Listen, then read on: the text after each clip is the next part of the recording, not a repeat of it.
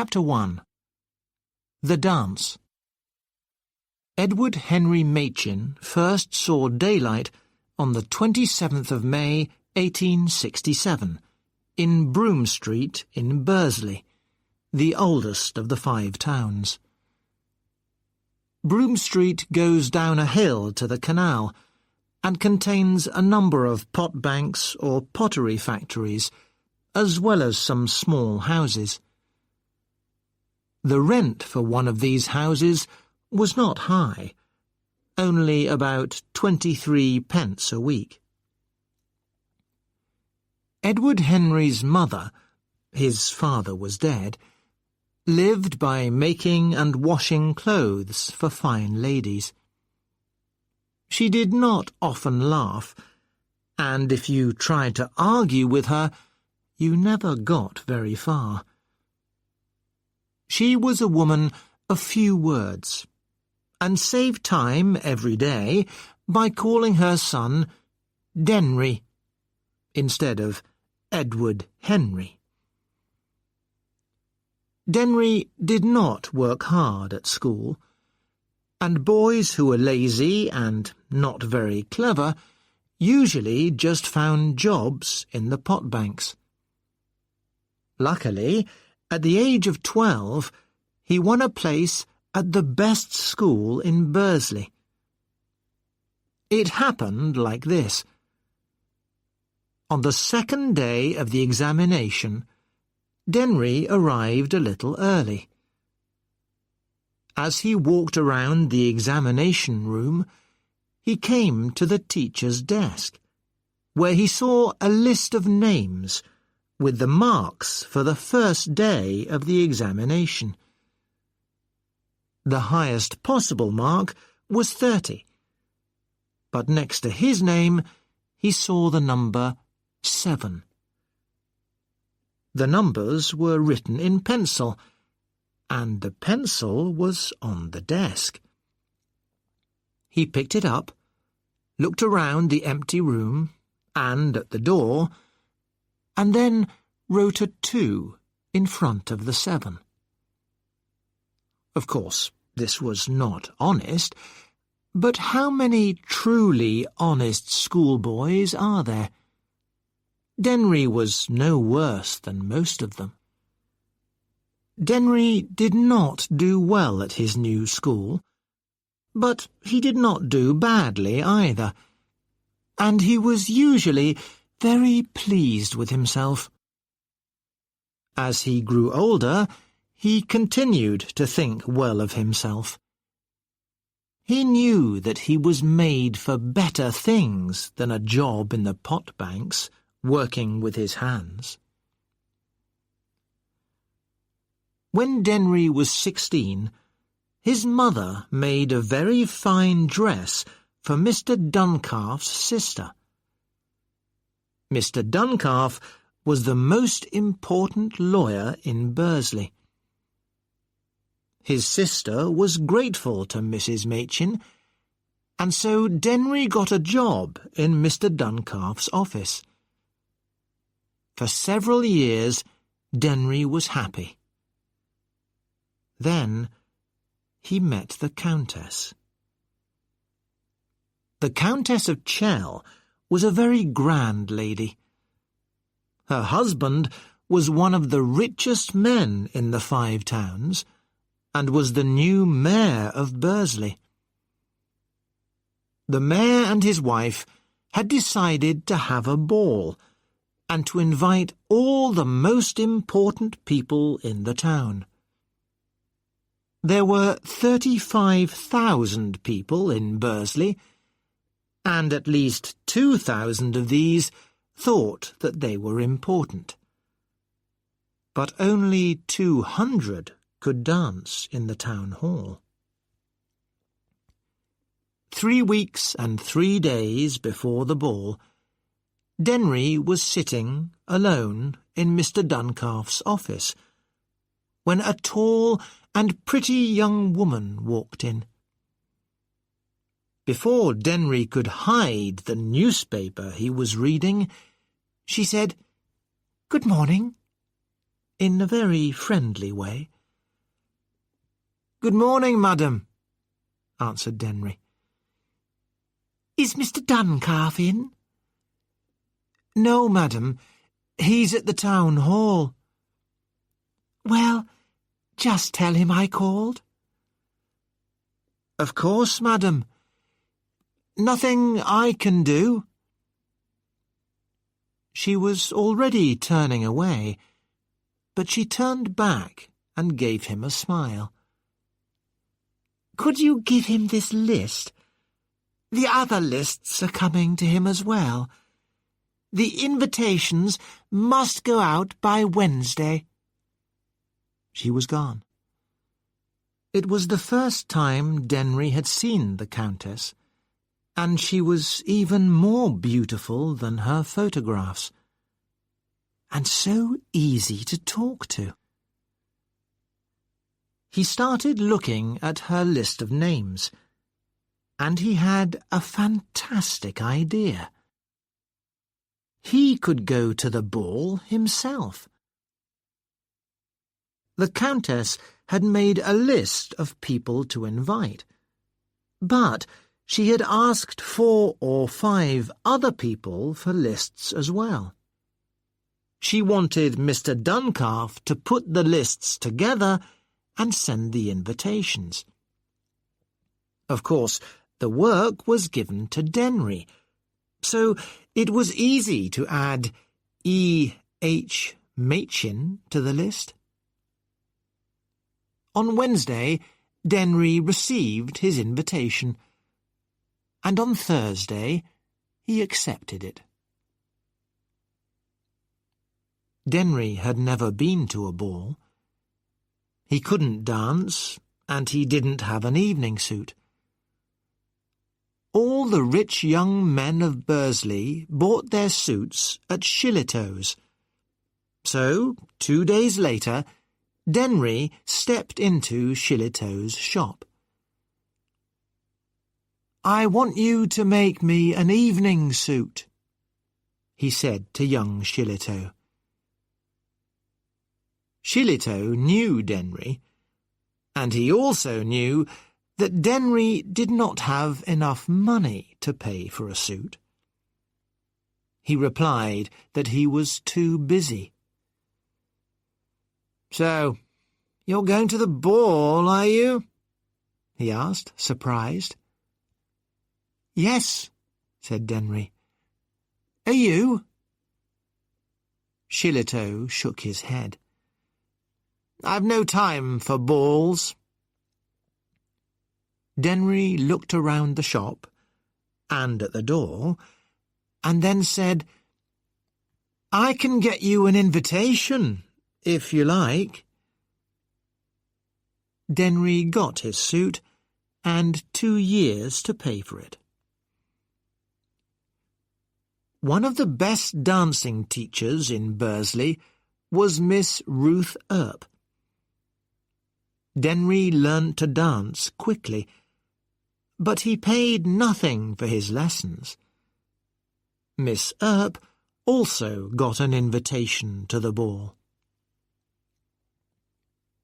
Miss Earp was not beautiful, but she was young and a very good dancer. And at his last lesson, Denry asked, "Will you give me the first dance at the ball?" Ruth Earp thought for a minute, and then said yes. It took Denry 2 hours to get ready for the ball, and he arrived a little late. He walked up the beautiful double staircase into the ballroom and looked for Ruth. When he found her, he asked, "What about that first dance?" "It's nearly finished," she answered, coldly. "I'm awfully sorry. Can we finish it?" "No," she said, and walked away. She was angry with him, and Denry did not know what to say. But she was only at the ball, he thought, because he had got her invitation for her. He joined a group of young men who were watching the dancing. Harold Etches, who was one of the richest young men in the Five Towns, was there, with 2 or 3 of the Swetnam boys and Shillitoe. At first, Denry did not say anything. They all knew, of course, that he was Mr. Duncalf's office worker and the son of a washerwoman. But all young men, rich or poor, look the same in evening suits. The conversation in the group was about the Countess. All the important older men in the town were standing around her, but she was not dancing. Perhaps she didn't want to, but perhaps they were all afraid to ask. "Why doesn't someone ask her to dance?" asked Denry suddenly. "Why don't you?" said Shillitoe. "It's a free country." "Perhaps I will," Denry said.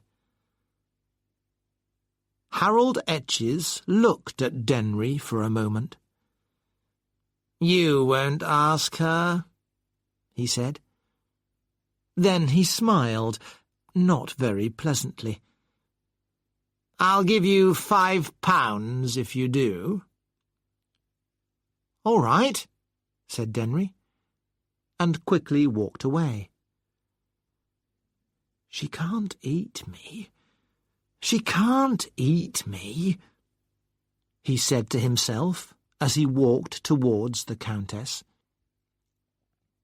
The men were still around her, and one of them, Denry saw, was Mr. Duncalf. Denry was sorry about this, because Mr. Duncalf didn't know, of course, that Denry was coming to the ball. Suddenly, he found himself standing in front of the Countess, and immediately he forgot all the fine, polite words that Ruth Earp had taught him. "Could I have this dance with you?" he said quickly, but smiling and showing his teeth. "I've won that £5, Mr. Etches," he said to himself. The Countess had to accept. She could see that everyone else was afraid to ask, and she did want to dance. So they danced together, and all the men of Bursley watched with open mouths. Denry managed to dance well most of the time, although once they nearly hit 2 other dancers. When the music stopped, the Countess looked at Denry and saw that he was really just a boy. "You dance well," she said, smiling almost like an aunt. "Do I?" He smiled back. "It's the first time I've ever danced, except in a lesson." "Really? You pick things up easily, I suppose?" "Yes," he said. "Do you?" Something in Denry's question amused the Countess very much. She put her head back and laughed, and everybody in the room could see that Denry had made the Countess laugh. She was still laughing, and so was he, when he thanked her for the dance.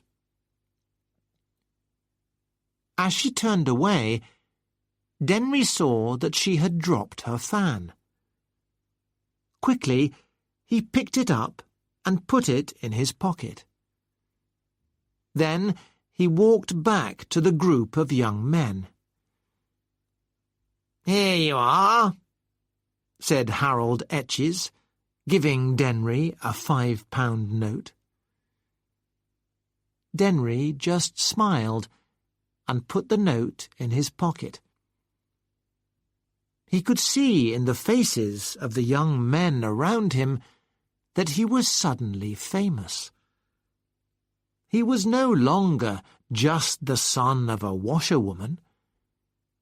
He was the man who had first danced with the Countess.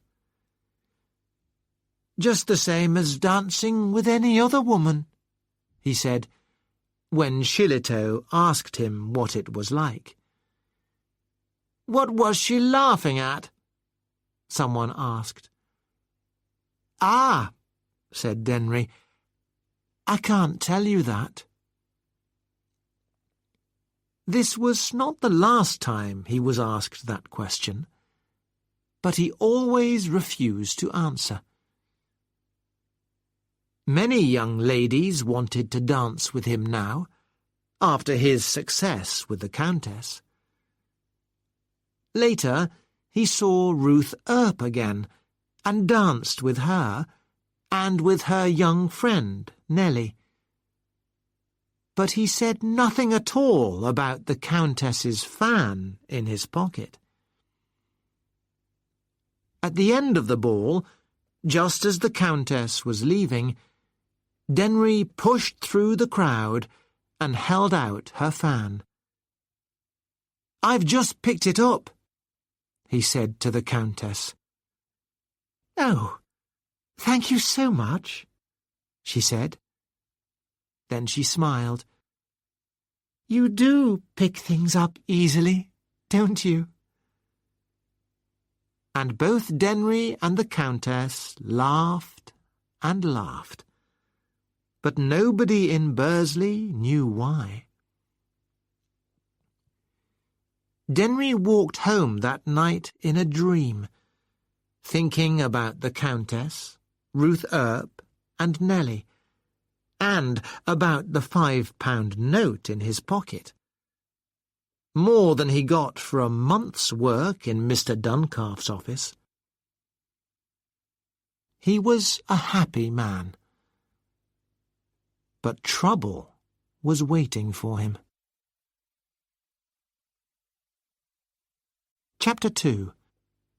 The Rent Collector and the Widow Hullins. The ball made a new man of Denry. He had danced with the Countess, the first man to dance with her. Bursley thought he was a wonderful fellow, and so did Denry himself. He had always been a hopeful, cheerful kind of person. Now he was filled with happiness all the time, and when he got out of bed in the morning, he felt like singing and dancing. Something good was going to happen, he knew. He just had to wait. He didn't have to wait very long. A few days after the ball, Mrs. Codlin came to see Mr. Duncalf. Mrs. Codlin was a widow, a woman of nearly 60. She owned about 70 small houses in Bursley, and Mr. Duncalf collected the rents for her. Denry, of course, actually went to the houses to get the money.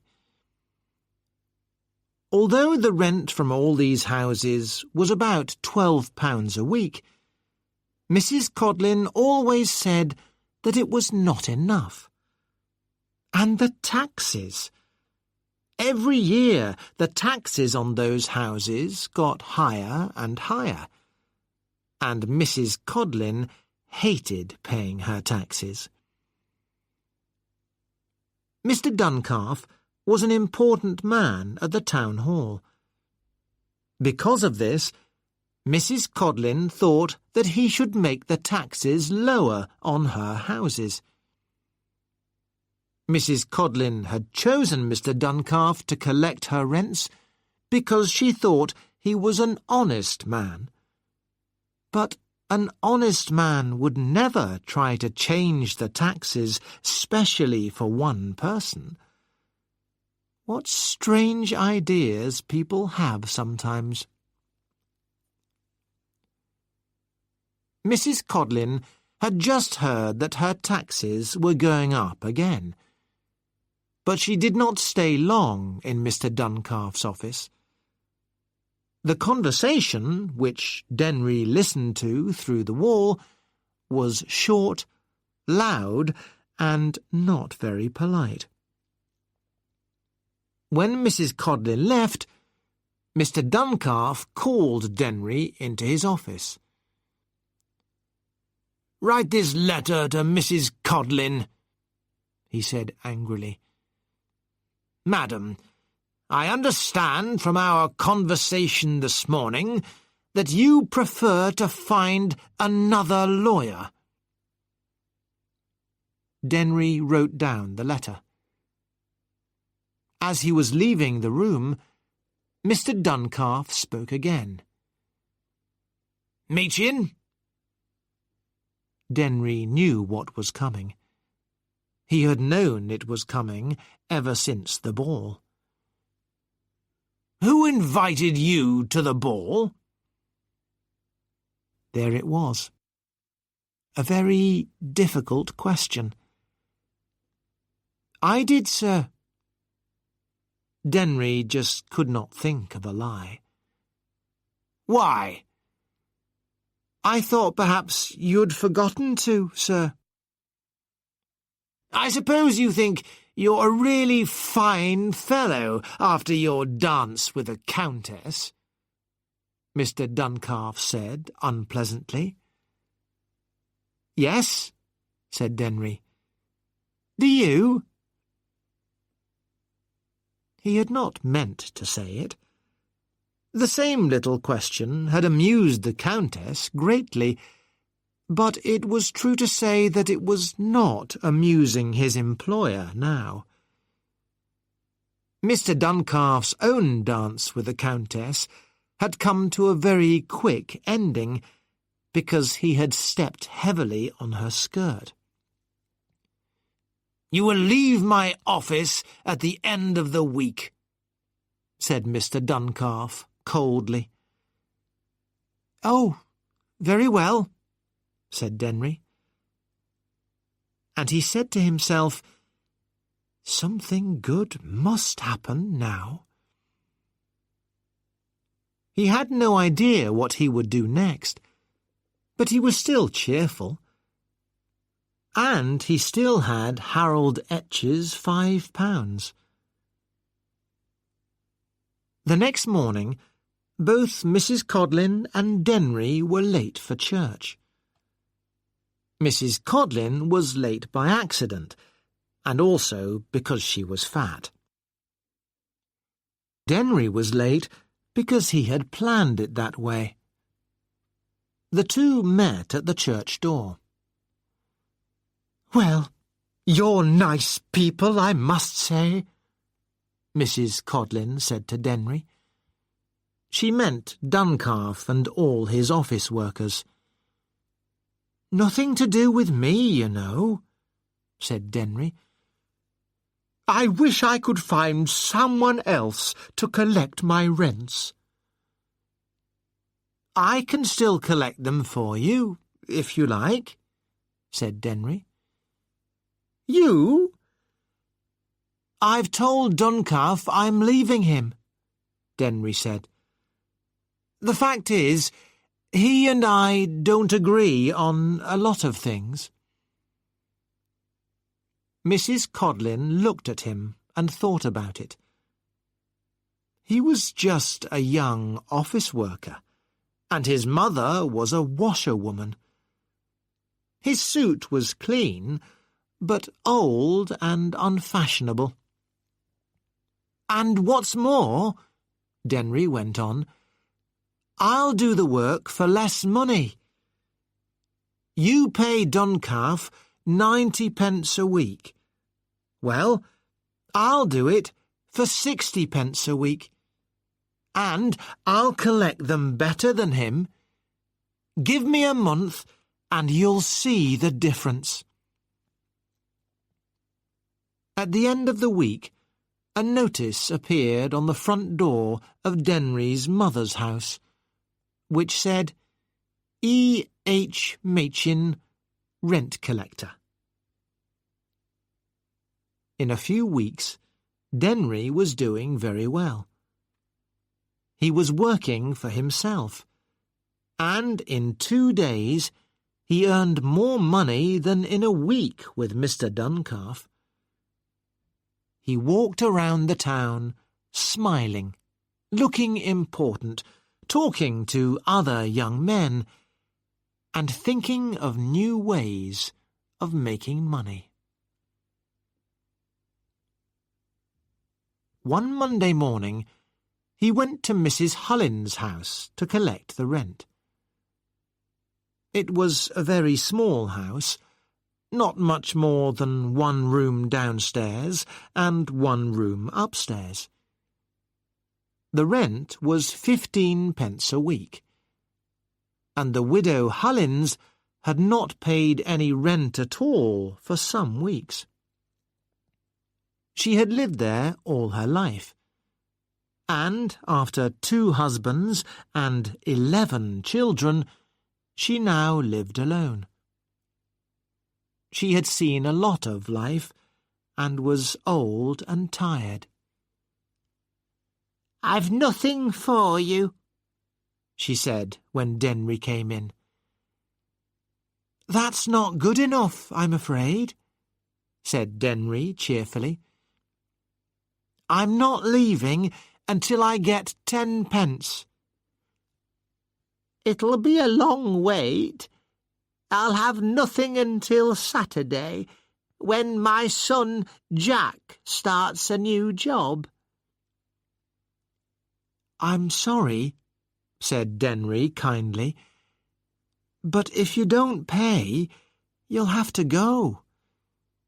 Mrs. Codlin will put you out in the street, you know. Why don't you go and live with one of your children?" After some more conversation, Denry left the house, still smiling cheerfully. And then, 2 minutes later, he put his head round the door again. "Look here, Mother," he said. "I'll lend you 10 pence if you like, but you must pay me a penny a week for it. You must pay me back next week and give me 11 pence. And he wrote down 10 pence paid in her rent book. "Eh, you're a funny fellow, Mr. Machin," said Mrs. Hullins. The next Monday, all the neighbours knew that Denry could be very helpful about problems with the rent. And Denry, with his cheerful, smiling face, saved many families from a life in the street. Of course, it was good business for him, too. If someone borrowed 10 pence for 4 weeks, when they paid Denry back, they had to give him 14 pence. If it was for 6 months, they had to pay him back 36 pence. Money made like this just grows and grows. Denry began to think that he was different from other men.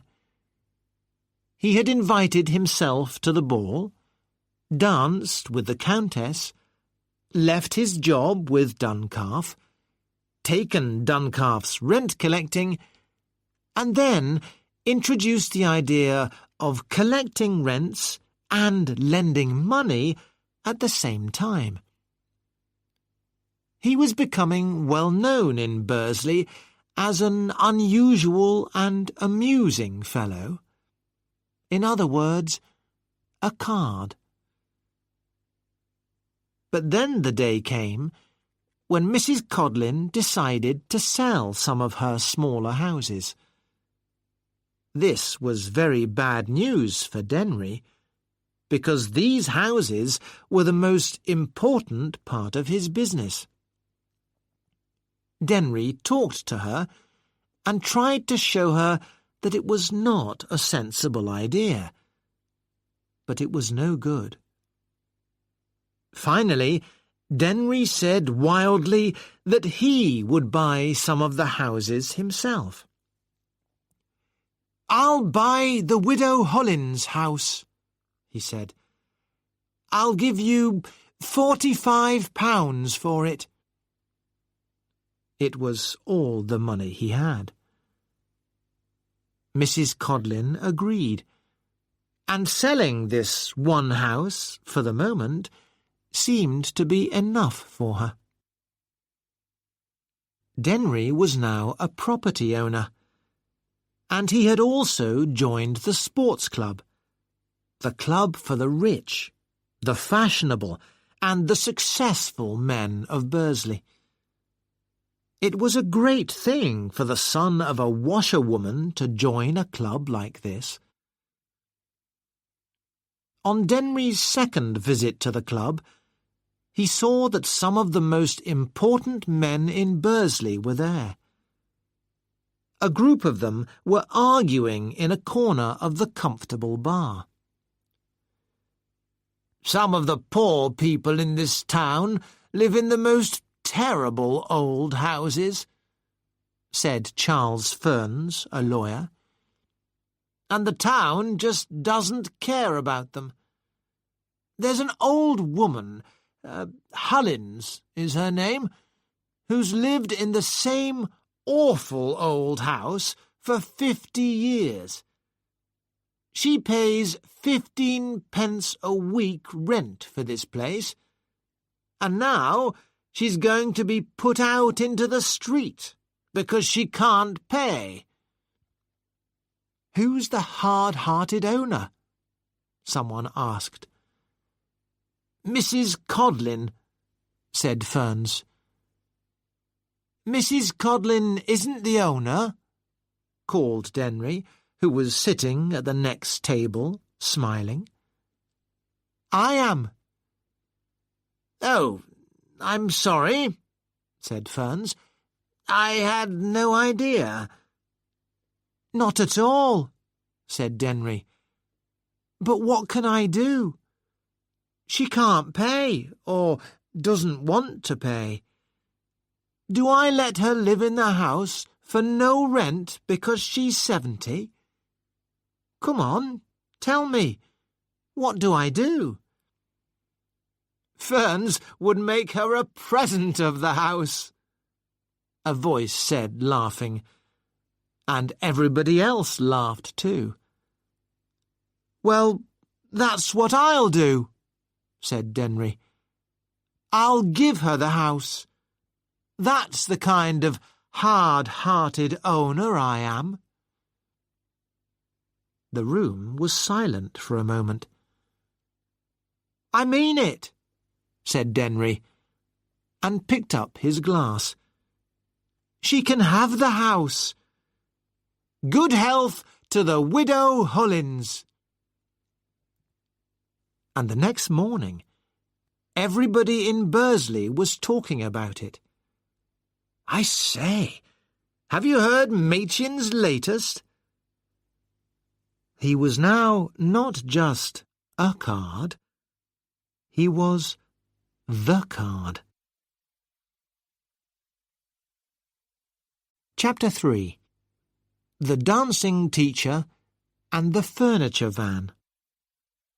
One day in July, Denry knocked at the door of a house at the top of Broome Street. The dancing teacher, Miss Ruth Earp, lived there, in a house owned by Mr. Calvert. and Denry now collected Mr. Calvert's rents for him. "Good morning, Miss Earp," said Denry when she opened the door. "I've come about the rent." "The rent?" said Ruth, surprised. She gave him a look which seemed to say, "Why does a little boy like you ask about my rent?" "Yes, I collect rents for Mr. Calvert now," Denry said. He did not like the little boy look on her face, and added, "You haven't paid any rent for more than a year." Ruth Earp gave a hard little laugh. "Ha! I see," she said. "So Mr. Herbert Calvert is paying you to do his dirty work now? I must tell you, Mr. Machin, that not long ago Mr. Calvert was more interested in me than in my rent. But when I decided that I could not return his interest, he said things which hurt me very much indeed." "Oh," said Denry. He told himself that he was here on business. "But if you can't pay your rent, Miss Earp, I'm afraid you'll have to leave." Ruth looked at him and then gave a slow, sad smile. "Of course I can pay it," she said gently. "I just wanted to punish Mr. Calvert a little. I can't pay you just at this moment, I'm afraid. The bank is closed. Can you come back tomorrow? Come at 4 o'clock and I'll give you a cup of tea." The next day, Denry returned. It was the first time he had taken tea with a young lady, and so he had put on his best summer suit. He noticed that Ruth was wearing a very pretty dress, something white with bits of pink in it. Ruth had introduced Denry to dancing, and now she introduced him to taking tea. It was all very beautifully done. Tea in very small cups, little squares of bread and butter, and interesting conversation. Ruth seemed much more friendly today, and Denry found it all very pleasant. Then suddenly Ruth stopped speaking and lay back in her chair with her eyes closed. "Is something the matter?" asked Denry. "I'm afraid I've got an awful headache," she answered. "I'm sorry," said Denry. "Is there anything I can do? Perhaps you should lie down. Would you like me to go?" "But I must pay you the rent first." She put her hand to her head. "The money's in that desk. Could you get it for me?" She gave Denry a key. He went over to the desk, put the key in the lock, and tried to turn it. Nothing happened, and then the key turned and turned. "I can't open it," he said. Ruth stood up, holding her head. She came over to the desk and tried the key. "Oh dear, I'm afraid you've broken the lock. I'll have to get someone to mend it tomorrow morning, and then I'll bring the money round to you." "Don't worry," said Denry. "I can easily call back for it tomorrow. And I'm very sorry about the lock." Late that night, Denry came home from an evening at the sports club, and, just as he reached his mother's house, he saw something strange at the top end of Broom Street. A large furniture van was moving down the street all on its own. There were no horses. Clearly, the owner had left it there and forgotten to put on the brakes. It was moving slowly now, but Denry could see that when it reached the bottom of Broom Street, it could be very dangerous. Denry was always at his finest at difficult or dangerous moments. As the van passed him, moving at about 5 or 6 kilometres an hour, he jumped on, losing his hat, and tried to put the brakes on. For a second or two, the van seemed to slow down. But then Denry realised that the brakes were not working, and the van was moving faster and faster down the hill. At the bottom of the street was the canal, and clearly nothing was going to stop the van now. It was too late to jump off, so Denry closed his eyes and held on hard. When the van went in, Denry was under water for a moment, but then he managed to climb further up on the front of the van. Everything was still and dark, except for a little starlight on the water. Only Denry had seen the van's strange journey down the hill. "Well, well," he said aloud to himself. And a voice answered from inside the van. "Who's there?"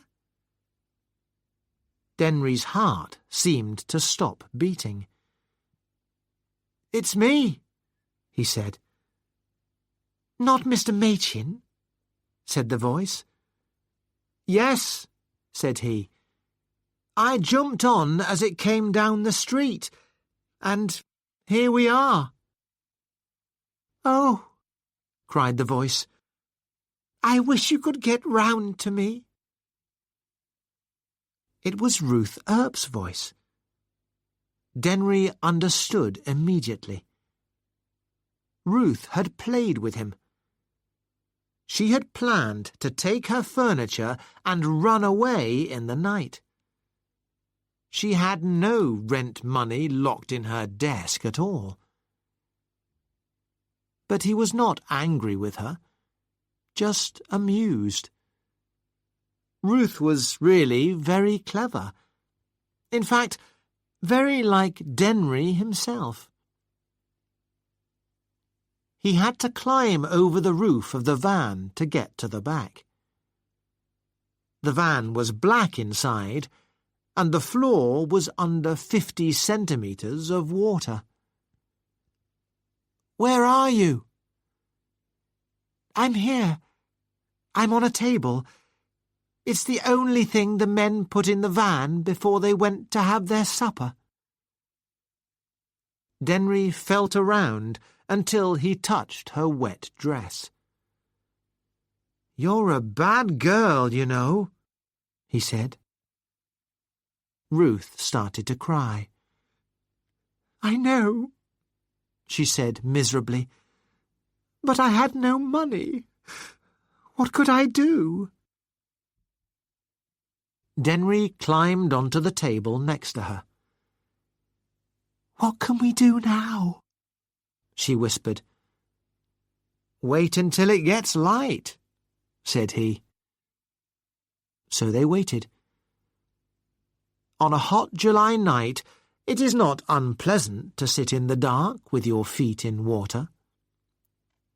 Ruth told Denry all about her life and her money problems. When it started to get light, Denry saw that the back of the van was only a metre from the edge of the canal, so they jumped. In the grey, early light, they looked at one another. Ruth had a black eye, and Denry had lost his hat. "Go home by the back streets, not up Broome Street," said Denry. "I'll come and see you in the morning." It was 4 o'clock in the morning when Denry went quietly up his mother's stairs. He had seen nobody.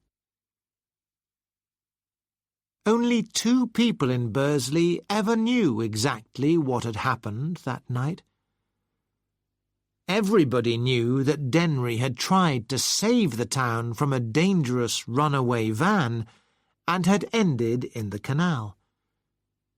But as well as this one fact, there were a great many stories about the accident, and in these stories the names of Denry and Ruth were always appearing. One morning, Denry went to see Mr. Herbert Calvert and gave him £10, which he said came from Ruth Earp. Calvert gave Denry a strange look. "What's going on?" he asked. "Is it true that she was trying to leave without paying?"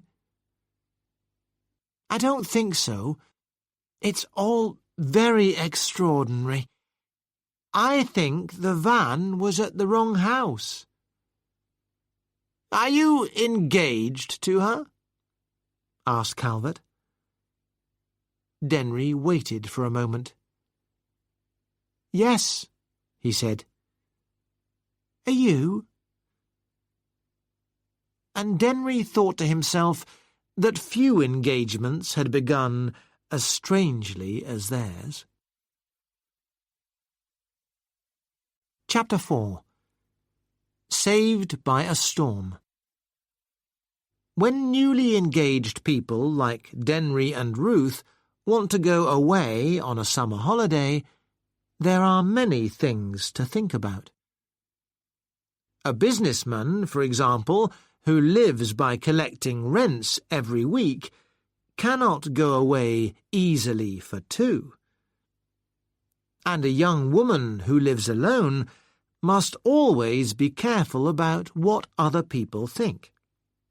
So Ruth asked her friend Nellie Cottrell to go with her. Ruth and Nellie took a room together at 26 St. Asaph's Road, Llandudno. Denry took a room at number 28 St. Asaph's Road. Who could want more? Denry had never seen the sea before. As he walked along the beach in his best clothes, with the girls on either side of him, he thought it was all wonderful. He also saw fantastic possibilities for making money, because here were 50,000 people, all on holiday, all wanting to do interesting things, and all with money to spend. Denry thought about this a lot, because he felt he was now a serious person. He had something to live for. He was very pleased and happy to be engaged to Ruth, although still a little surprised. What could this fine young lady see in him? They had not discussed money at all, although Denry wanted to. It was clear that Ruth thought he was a rich man, and Denry was spending a lot of money. In fact, he could not move without paying for something. The pier, swimming, ice cream, chairs, fruit, boat trips, photographs, teas, coffees. Even a short walk with Ruth was expensive. Ruth had very little money, but it didn't worry her. She didn't know what money was, and she spent denries like water. The gentle, silent Nellie often asked to pay for something herself, but of course Denry couldn't let her. He liked Nellie Cottrell. She thought that he and Ruth were wonderful, and although she was a very quiet person, she was also very sensible. At the end of the first week, Denry was getting more and more worried about money. On the Monday morning, he went back to Bursley to collect rents, and returned to Llandudno on Tuesday evening with his pockets full of rent money. Something had to happen, he thought. He didn't know what it was, but 3 months of engagement with Ruth Earp was going to leave him penniless. He was saved by a storm at sea. They woke up on Wednesday morning to find the rain and wind crashing against the windows.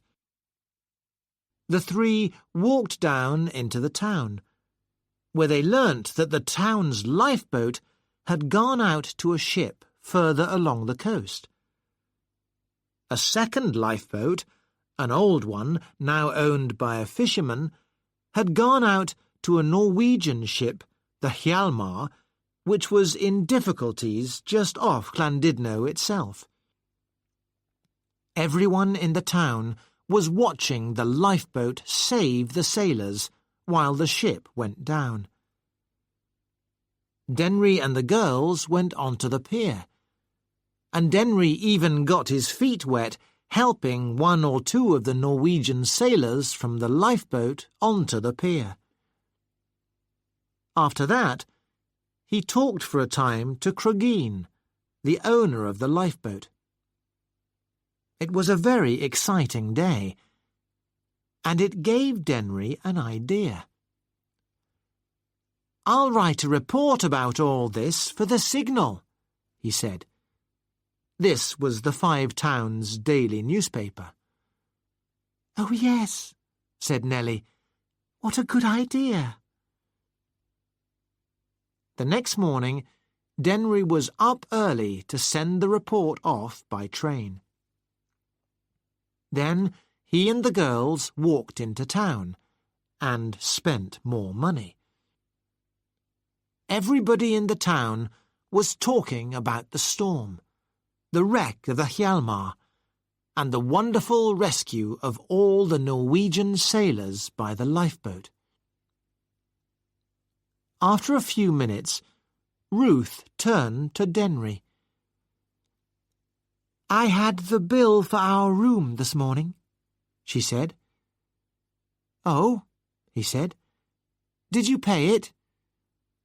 "Yes, but now I've almost no money left. We spent so much money while you were away in Bursley.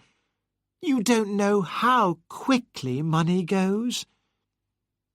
She waited a moment, then said, "I suppose we'll have to go home." "What a pity," said Denry sadly. Of course, Ruth wanted Denry to say that he could pay for her to stay. But all he said was, "What a pity." "I think I'll go home this afternoon." "I'm sorry," said Denry. At that moment, a hand touched his arm. It was Cregeen. "Mr. Meechan, it's now or never. It's £25 if you can pay today." "Right," said Denry. "I'll see you this evening." Ruth pretended not to be interested in any of this. Poor Nellie. She knew something was wrong, but she didn't know what it was. All she knew was that her holiday was coming to a sudden end. In the evening, the three of them walked to the station. "Where's your luggage?" Ruth asked Denry. "I'm not going. I've got business here." There was a bookshop in the station. Denry bought the Signal, which had just come in, and there was his report. "Terrible storm in North Wales. A report by Mr. E. H. Machin of Bursley." Denry was ready to explode with happiness. But he gave the newspaper calmly to Ruth. She did not look at it. "We'll read it on the train," she said. The bookshop also had a lot of souvenirs of Llandudno. Ruth wanted a glass plate with a picture of Great Orme Head on it, but the man in the shop said that they had sold out. "Couldn't you get one and send it to me?" said Ruth. "Oh, yes," said the man, taking out a book. "What name?" Ruth looked at Denry, in the way that a woman always looks at a man when she wants him to pay. "Rothschild," said Denry. "The millionaire." These words ended their engagement. The next day, Denry received by post a ring in a box with a short letter. "I only said Rothschild," said Denry to himself. But secretly he was pleased. An hour later, Denry met Cregeen, and was soon the owner of the old Llandudno lifeboat. He then went to find Simeon, an old sailor with a white beard. He had been in the lifeboat when they rescued the men on the Hjalmar. "I've got the boat," said Denry. "I'll give you £2 for the week." "All right," said the old man. "And I've seen 3 of those Norwegians. They don't speak English, but they understand about the money." "Good," said Denry. "I'll see you tomorrow morning." At 5 o'clock the next morning, a boat left Llandudno. There were 6 men rowing, 3 of them Norwegians. There was also a man with a white beard and Denry. In 20 minutes they were at the wreck of the Hjalmar, and Denry was feeling very ill. 20 minutes more, and he was happy to be back on land. At 10 o'clock that morning, 2 Norwegian sailors were walking around the town, giving little notices to everyone they met. "The wreck of the Hjalmar. Famous rescue at Llandudno. Every day at 11, 12, 2, 3, 4, 5 and 6 o'clock, the famous lifeboat which rescued the Norwegian sailors will visit the wreck of the Hjalmar.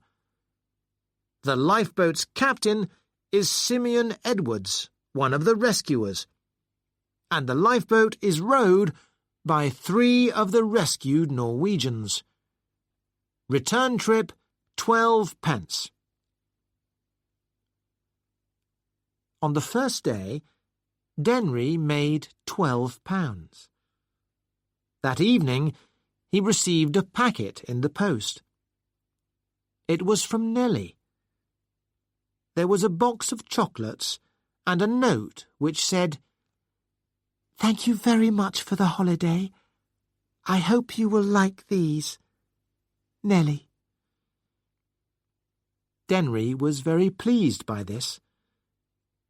Ruth's young friend, he thought, was much more grateful than Ruth herself. The boat trips out to the wreck became more and more popular.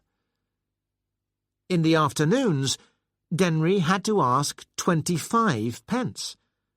It was the only way to stop the big crowds that were waiting on the beach. Soon, he was making £100 a week. He was sorry the wreck had happened in August and not July. He was sorry there were not 2 or even 40 Hjalmars.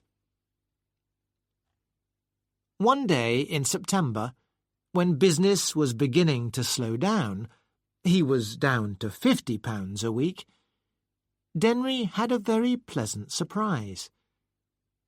He met Nellie on the beach, and it was a fact that seeing her gave him a great feeling of happiness. She was with her father, Councillor Cottrell, and her mother. The councillor was a builder who had become rich building cheap houses for the people of the 5 towns. "Well, young man," said Councillor Cottrell. He continued to call Denry young man in a way that made Denry cross. "I've made more money this summer than you have in a year," he said silently to the councillor's back. "You must have dinner with me one evening," Denry said finally. "At the Majestic." The Majestic was the finest and most expensive hotel in Llandudno. Some of the waiters were French. They agreed to go the next day.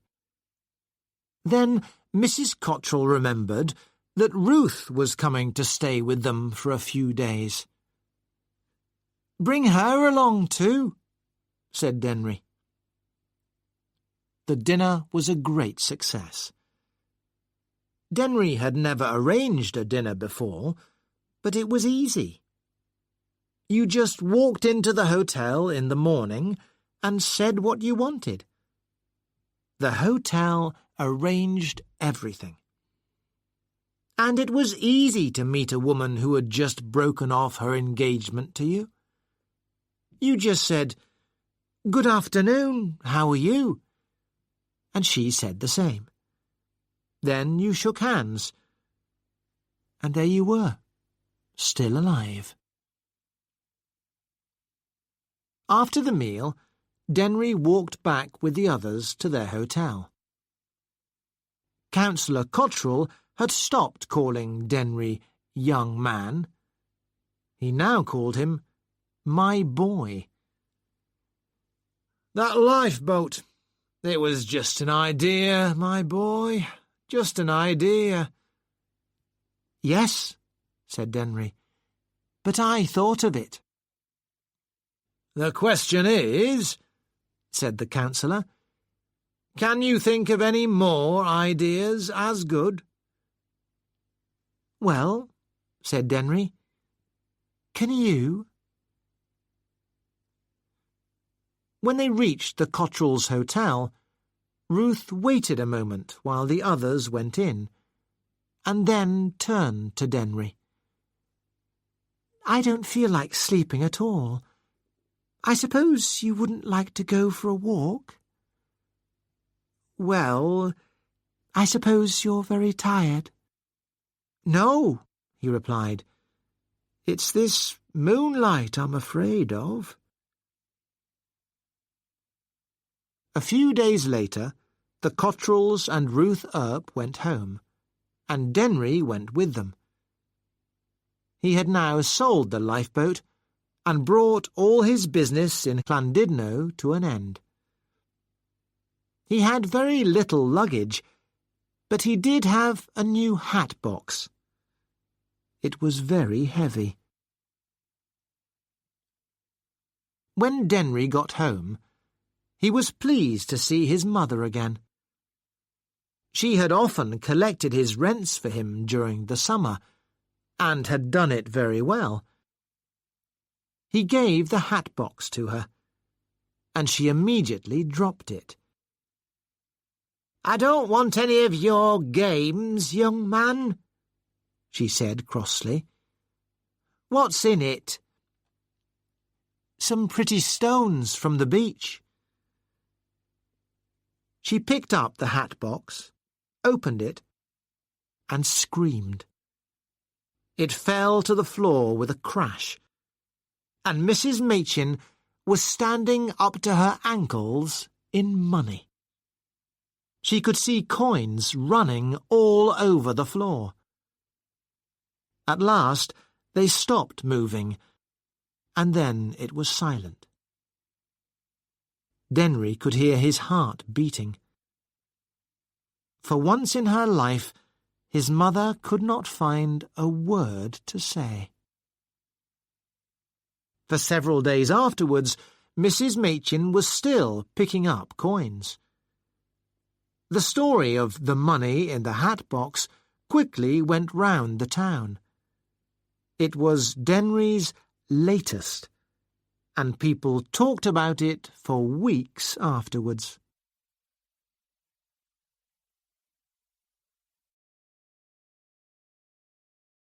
Chapter 5. The Rescue of the Countess. Denry's rent-collecting business grew and grew. He had come back from the Llandudno adventure with £1,000. 2 years later, he had £2,000, and his bank manager spoke to him with great politeness. Denry now rented a small office and employed an office boy. He also bought a mule and cart. He said he needed them for his work. He could, of course, collect rents on a bicycle, and a bicycle doesn't eat much or run away. But Denry wanted a mule. It was a good advertisement for his business. Denry was happy that people talked about the mule as his latest, and he was happy to be making money. But he wanted more than money. He was always looking for new ideas, exciting things to do, things which would make sure that he was always the greatest card in the 5 towns. One day, a new notice appeared on Denry's door. 5 Towns Savings Club. Secretary and Manager E. H. Machin. Many shops in the 5 towns had savings clubs. Every week, customers paid a few pence into the club. At Christmas, the customers could spend all the money they had paid in. Denry's idea was for a savings club for every shop in the 5 towns. It was a fantastic idea. A poor person could pay just a little money every week, and, to make it easier, Denry could come to the house and collect the money. Denry's Savings Club was special in one very important way. After paying £1 to Denry, someone could spend £2 in the shops immediately, although they must then, of course, continue to pay into the club every week. Denry needed to make a profit, of course, and his profit would come from the shops. For every 6 pence spent in a shop, the shop had to pay him 1 penny. He started by going to Bostock's, the biggest clothes shop in the 5 towns. With Bostock's name on the list, it was easier to find other shops. In 2 weeks, he had nearly 100. Now he needed something to give the club a good start. For £25, Denry could put an advertisement on the front page of the Signal, but he preferred free advertisements. Then he had an idea. He could ask the Countess of Chell to be the patron of his club. Hers was the best possible name to have at the top of his letter paper. She was the richest woman in the 5 Towns.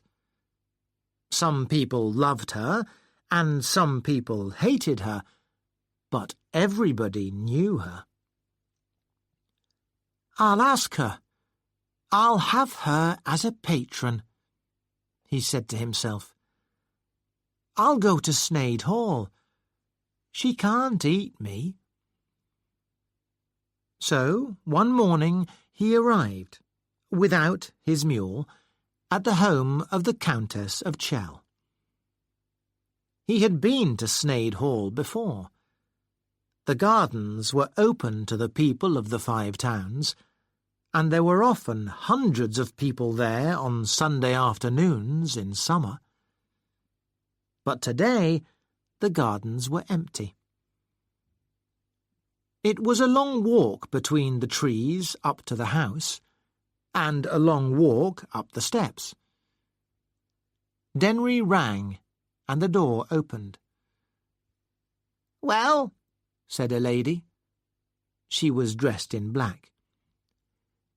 "Can I see the Countess?" he asked, giving her his card.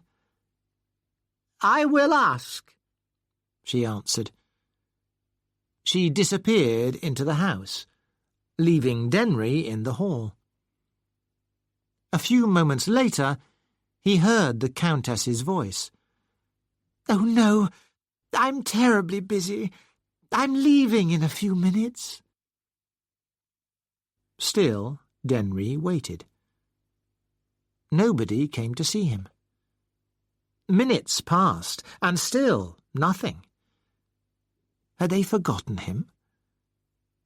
Then, through an open door in the back of the house, he saw a man. It was Jock, the son of a friend of his mother. Jock worked at Sneyd Hall, where he drove the Countess's carriage. Denry did not want to shout through the house, so he walked towards him. "Jock!" he called softly. Jock didn't hear, and disappeared through another door. Denry followed, through door after door, until suddenly he found himself in a long ballroom, full of mirrors, paintings, and rich furniture, with high windows to one side and big doors on the other. Jock had disappeared. Denry tried the big doors, but they were all locked. He went back to the door he had used to come into the room. But strangely, that was now locked as well.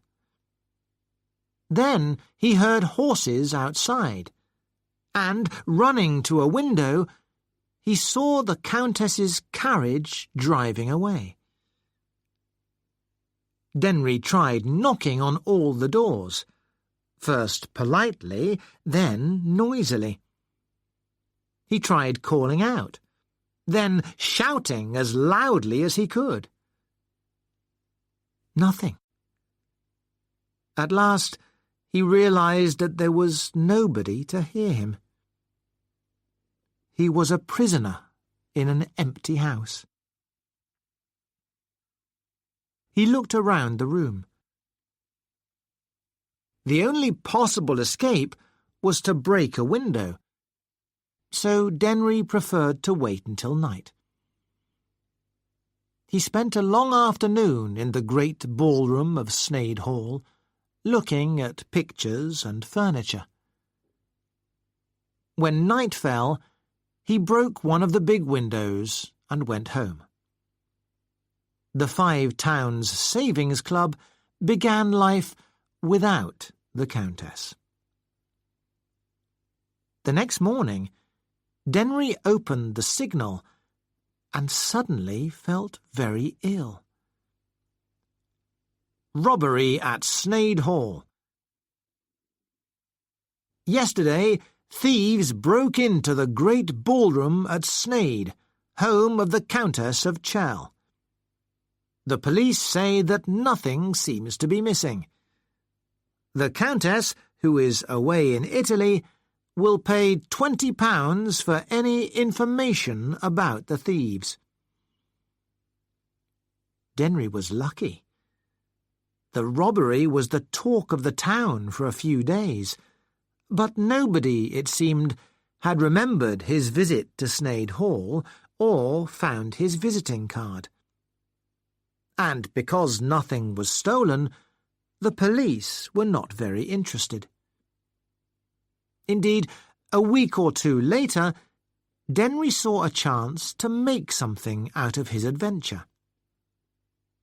All that long afternoon, he had been in the great ballroom, and he had used his eyes well. He remembered everything. Soon, a report appeared in the Signal under Denry's name. It began, "The recent robbery at Sneyd Hall gives us a reason to remember the beautiful paintings and furniture which it contains, and which, happily, were not stolen.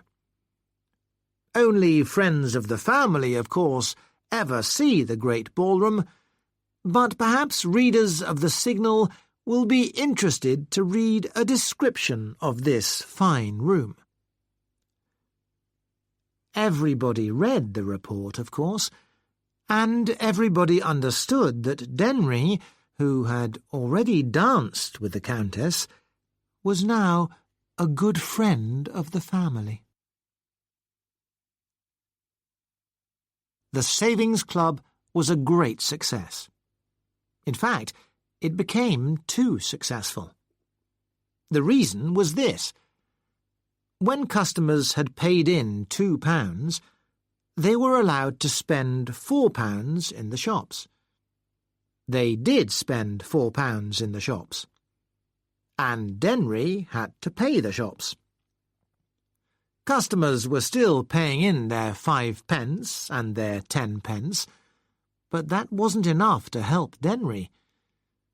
His £2,000 in the bank was going very quickly. And then a whisper began to go round that Denry's famous savings club was not healthy, that it was going to fail, and that everyone would lose their money. Denry knew that he had to do something, and do it very quickly. He thought of the Countess. The Countess was very good at opening things. She opened hospitals and schools all over the Five Towns, and Denry read in the Signal that she was going to open a new police club in Hanbridge in a week's time. There are a number of facts about what happened on the day of the opening and during the week before it. Some people may have ideas to explain some of these facts. The facts are these.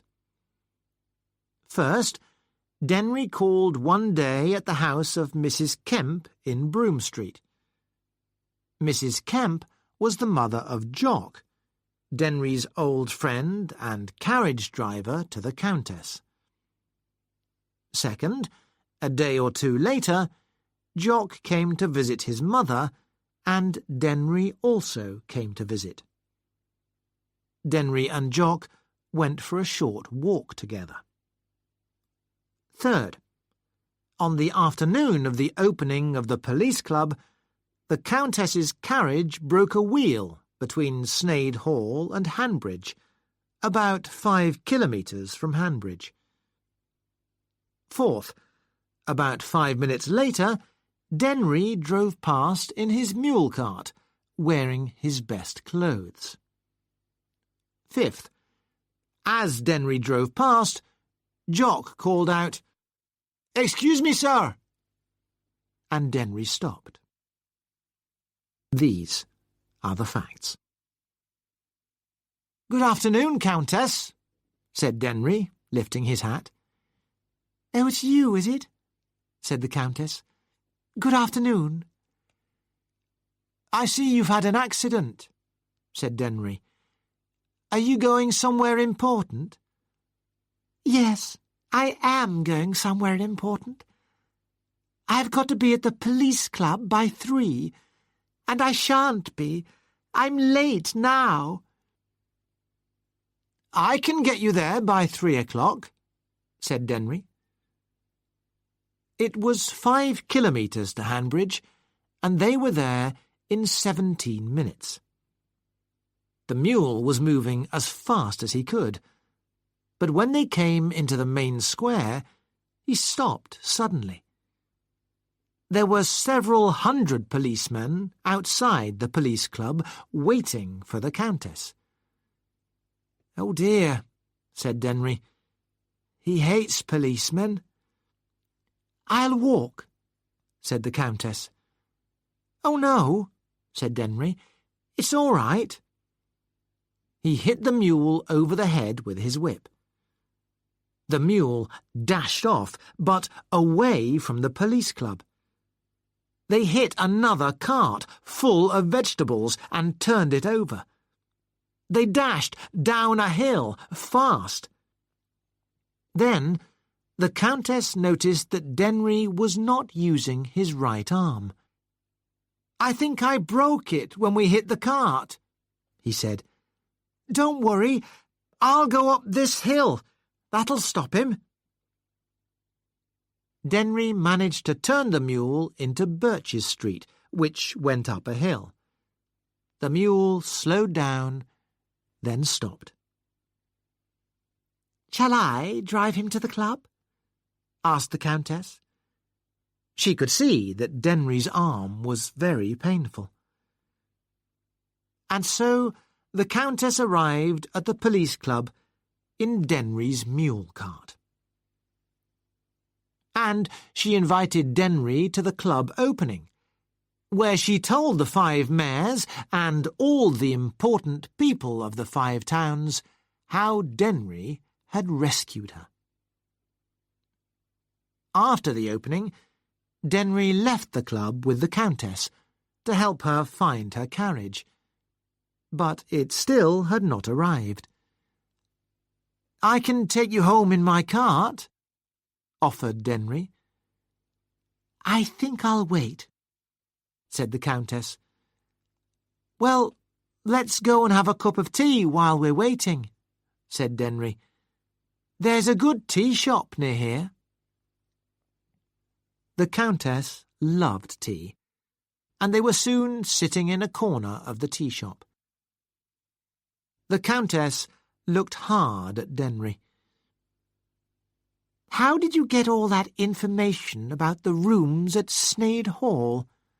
she asked. After this, the conversation became exciting.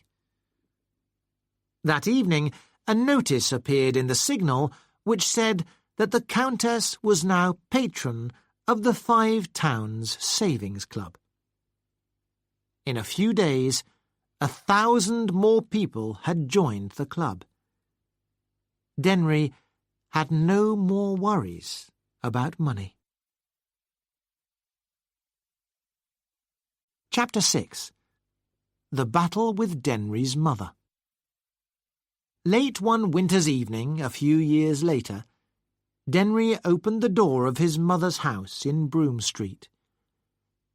"Is that you, Denry?" came a tired voice. "Yes," he said, walking into the living room. His mother was sitting very near the fire, which was burning brightly. She looked cold and ill. "You must see a doctor, Mother." "A doctor? What for? I've just got a bit of a cold, that's all." "You've been ill a lot this winter," said Denry. "It's this awful old house we live in." "It's a very good house. It was good enough for your father, and it's good enough for me." "Mother, I'm earning £2,000 a year, and here we are, living in an old house at a rent of 23 pence a week." Actually, Denry was making nearly 4,000 a year, but he was afraid to tell his mother that. These days, he was a great man in the Five Towns, but his greatness was nothing in Broom Street. "You can go and live in a fine, grand house if you like, Denry," said his mother, "but I'm staying here." And so the battle went on. Denry wanted to move, but his mother refused to leave Broom Street. And Denry wouldn't move to a new house without her. One morning, a few weeks later, there was a letter from Mrs. Machin from the man who owned her house.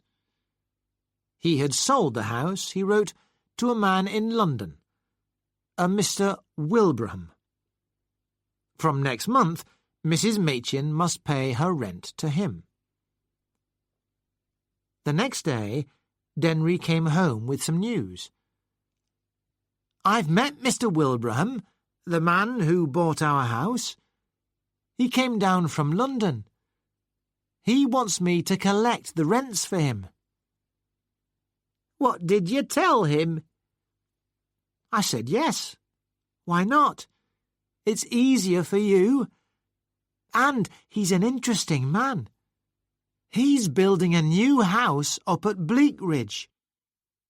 It's going to be a really modern house, a house where you can live comfortably without servants."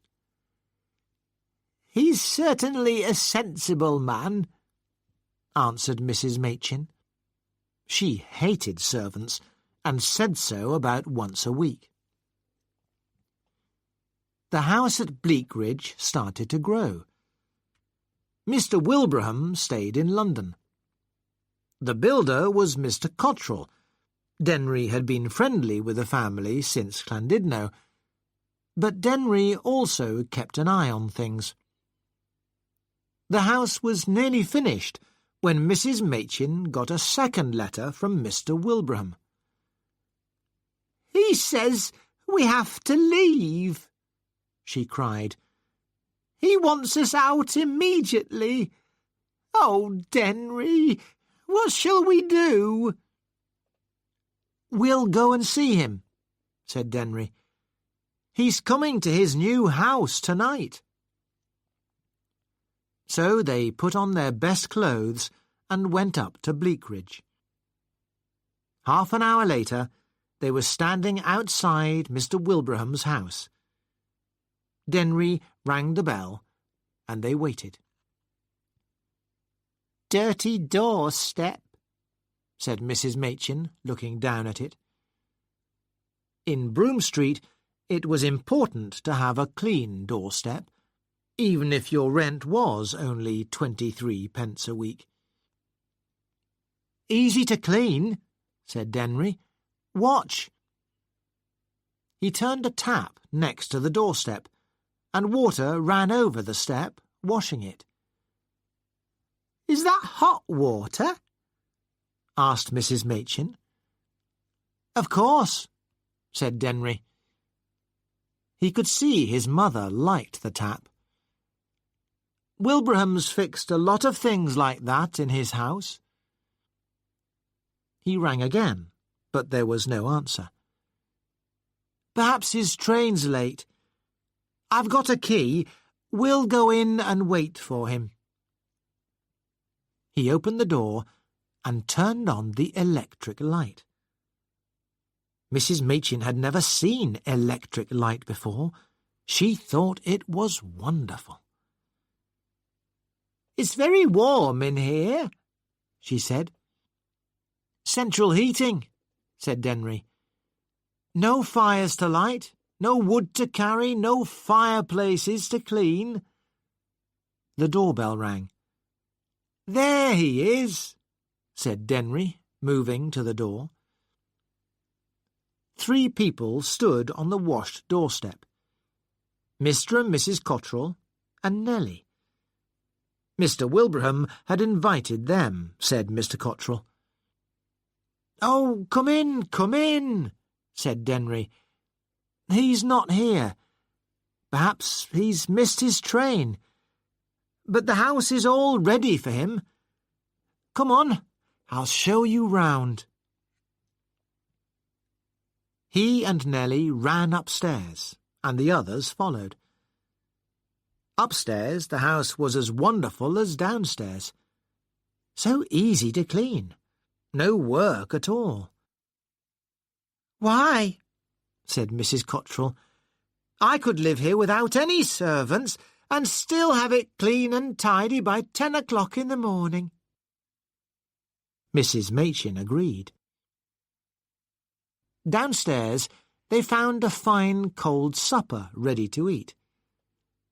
"Come on," said Denry. "Let's eat. I'm sure he'd like us to." Mrs. Machin didn't want to. "It's very strange that he isn't here," she said. "He's a strange man," said Denry. "I think he's a little mad." "I don't think he can be mad," said Mrs. Machin. "The house is much too sensible for a madman." Finally they all sat down to supper, and, after some food and 3 bottles of wine, they started to enjoy themselves.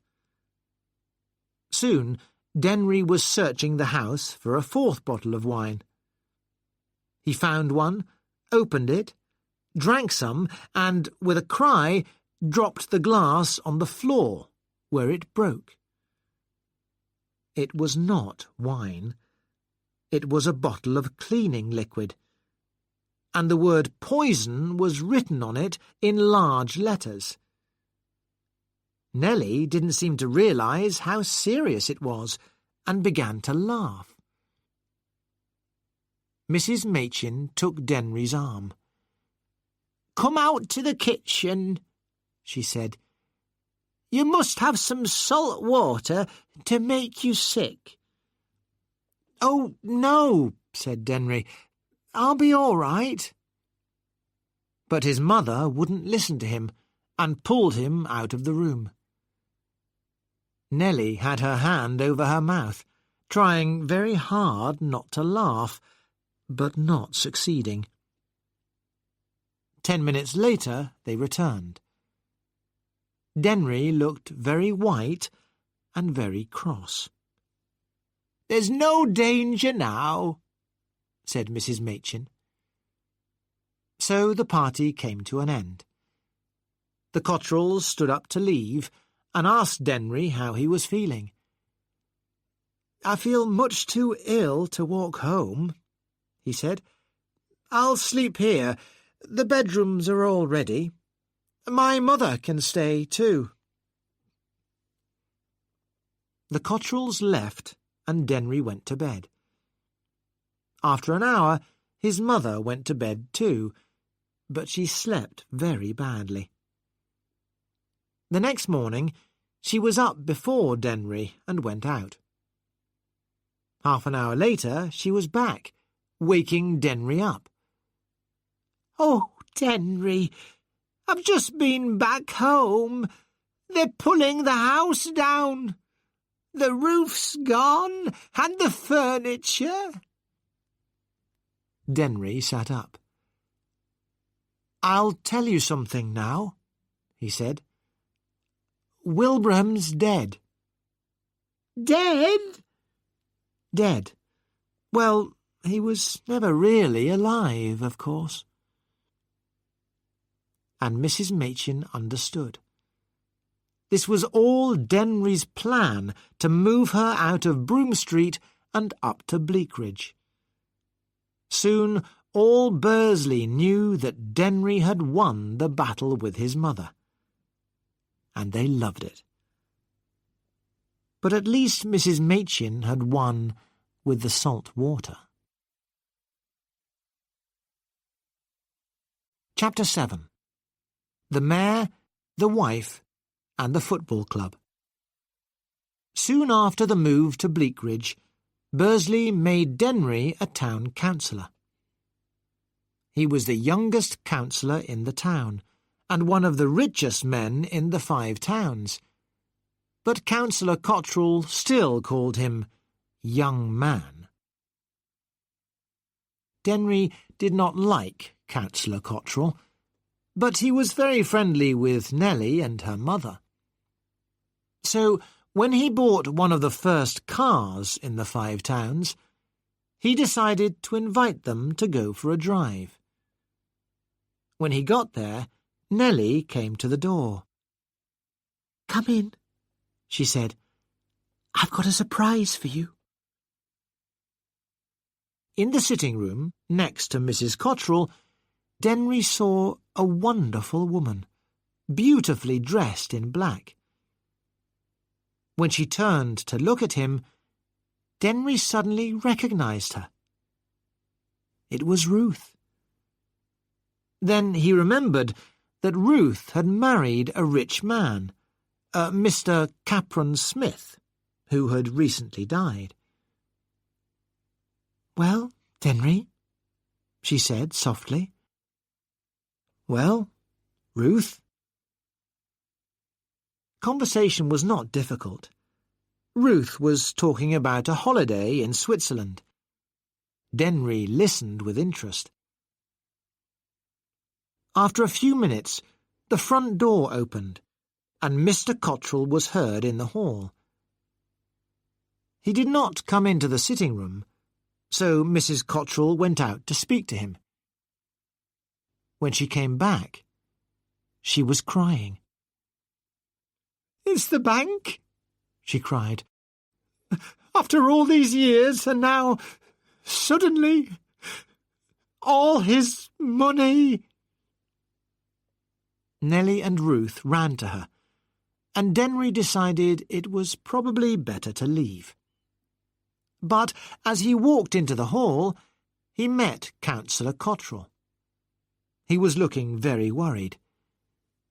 "Ah, Denry," he said. "You're a friend of the family. We've no secrets from you. I'm afraid things are looking bad. The fact is, the bank wants its money, and I can't pay." "What are you going to do?" asked Denry. "We'll all go to Canada. My brother lives there. He's in the building business. He'll give me a job. It's stupid, really. I only need £2,000 for a month or two until I sell the houses I'm building. I say," he continued, "you don't have 1,000 or two, do you, young man? There'll be an excellent profit in 2 or 3 months. You and I have been friends for 10 years. "And I suppose I've come to visit you once a fortnight," answered Denry. "Perhaps 250 times in 10 years. That's £8 a visit, Cottrell. That's more expensive than the most fashionable doctor in England." This conversation does not make Denry look very kind.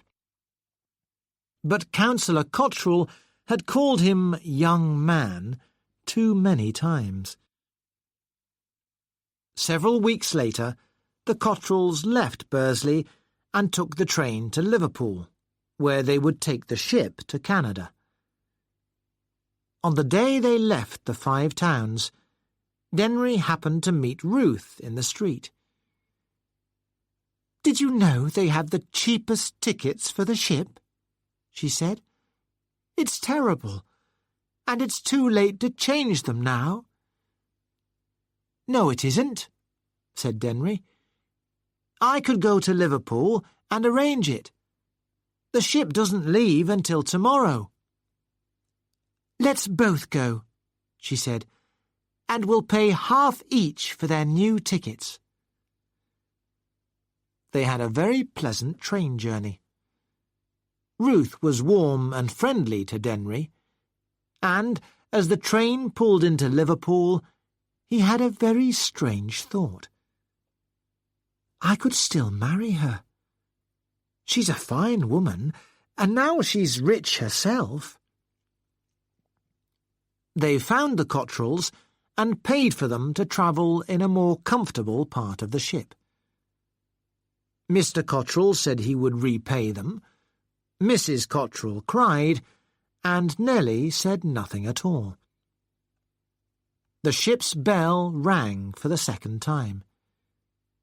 Denry and Ruth said their goodbyes and started to leave. Then Denry looked back and saw Nellie's sad little face. He felt as he had never felt before in his life. He wondered what was happening to his legs.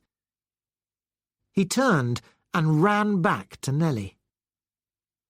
"Look here," he whispered. "Come with me for a moment. There's something I want to give you. I left it in the taxi." Ruth was already lost in the crowds of people leaving the ship. "But there's not time. The bell. It'll only take a minute. Quick!" Without waiting to argue, he took her hand, pulled her off the ship and towards a taxi. "Which taxi is yours?" asked Nellie. "Anyone, it doesn't matter. Jump in." He pushed her in. "I'll miss the boat." "I know you will. I don't want you to go to Canada." "What are you going to do with me?" whispered Nellie. "Well, what do you think?" shouted Denry. "I'm going to marry you, of course."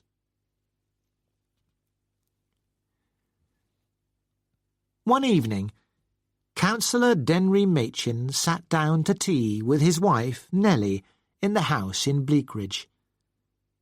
He opened the newspaper and read aloud, "Sudden death of Councillor Blore." "Poor man," said Nellie. "And he was going to be mayor in November, wasn't he?" "So he was," said Denry. "Who'll be mayor now?" "Barlow, I suppose," said Denry. "Barlow? He's an awful man. Nobody likes Barlow. Why don't they make you mayor?" "Would you like to be mayoress?" "I don't know. Why not?" "I probably will be mayor after Barlow, but I want to be the youngest mayor, which means I'll have to do it this year while I'm still 33. "Who decides?" "The council, of course. But you're right. Nobody likes Barlow, and he's having a lot of problems with the football club. He's the chairman, you know." Bursley Football Club was having a very bad year. In fact, it had had several very bad years. It lost most of its games, and because not many people wanted to see Bursley lose, few people went to watch the games. A few days after Denry's conversation with Nellie, there was a crowded meeting at the town hall to discuss the club's future. Barlow, the chairman, got up to speak. "I've been chairman of this club for 13 years. In that time, I've put £2,000 of my own money into the club. I can't put in any more. But what have you, the people of Bursley, done for your club? You don't come and watch.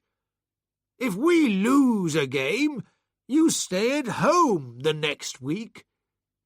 We lose 50 or 60 pounds every time we play, and we can't go on like this." Several other people stood up to speak. Most of them had nothing kind to say about Councillor Barlow. All of them said that the club needed new players. "New players?" said Barlow. "Where's the money for new players? Has anybody got £1,000? Nobody offered money. But more speakers stood up to ask for new players. Finally, a man at the back of the hall stood up and walked up to the front. "It's Machin," said somebody. "Good old Machin." Denry turned and looked at the sea of faces. "I don't know a lot about football," he said, "although I enjoy a good game. But I do want to say something about new players. Isn't it true that one of the best players in England comes from Bursley?" "Yes," shouted the crowd. "Calliar! He's the best player in England." "That's right, Calliar. He left Bursley when he was 19 to play for Liverpool. He scored a lot of goals there in 3 years. Then he went to York, didn't he? And York have some money problems now, I hear, and want to sell some of their players. Gentlemen, Calliar must come back home, to Bursley." The crowd in the hall were now very noisy and excited. Barlow jumped angrily to his feet. "And how are we going to get Calliar? Councillor Machin says he doesn't know much about football, and it's true. Aston Villa have already offered £700 for Calliar. Blackburn have offered £750. Has anybody here got £800? "Have you finished?" asked Denry, who was still standing. The hall exploded with laughter. "Now," called Denry, "Mr. Calliar, will you please come up to the front of the hall?" The hall was suddenly silent. A tall young man walked nervously down to the front of the hall. "That's him," said somebody. "It's Calliar. Good old Calliar. Good old Machin." "Well?" asked Denry, turning to Barlow. "Do you want him?" "Yes, but what about the money?" "That's my problem. I've just come back from York. If you want him, you can have him." 2 days later, a letter appeared in the Signal. It said that Denry should be the next mayor. Other letters followed, saying the same thing, and that Bursley needed a young and popular mayor. And, when the council met, it agreed. That evening, Denry told Nellie, "You'll be the mayoress to the youngest mayor, and it's cost me, with hotels and travel, about £811. After the meeting, a group of councillors were talking about Denry. "What a card!" said one, laughing. "There's never been a man like him in all the 5 towns," said another. But he's never done a day's work in his life, said Barlow. What's he done for the town? What's he done? He's made us all laugh. That's what he's done.